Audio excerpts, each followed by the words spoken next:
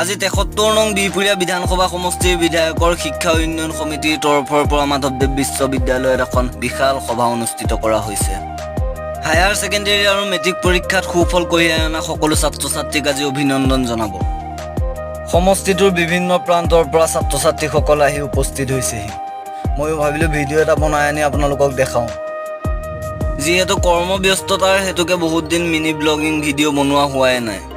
বিশাল সমাগমৰ মাজত ৰৈ নাথাকি ভাবিলোঁ কাষতে থকা বিল্ডিংটোৰ ওপৰৰ পৰা এটা ড্ৰোনৰ দৰে শ্বট লওঁ। ছাত্ৰ ছাত্ৰীৰ বিশাল সমাগমে বিশ্ববিদ্যালয়খন ভৰি পৰিছে। দেখিছেনে বাৰু কিমান ধুনীয়া লাগিছে? সেইফালে আকৌ সভাখন আৰম্ভ হ'ল। সমষ্টিটোৰ বিধায়কগৰাকীয়ে সন্মুখত মাইকৰ ফোনটো লৈ ছাত্ৰ ছাত্ৰীসকলৰ উন্নতিৰ বাবে কিবা কিবি কৈ আছে। সদৌ শেষত মোৰ ভিডিঅ'টোৰ যোগেদি সকলো ছাত্ৰ ছাত্ৰীকে অভিনন্দন জ্ঞাপন কৰিলোঁ।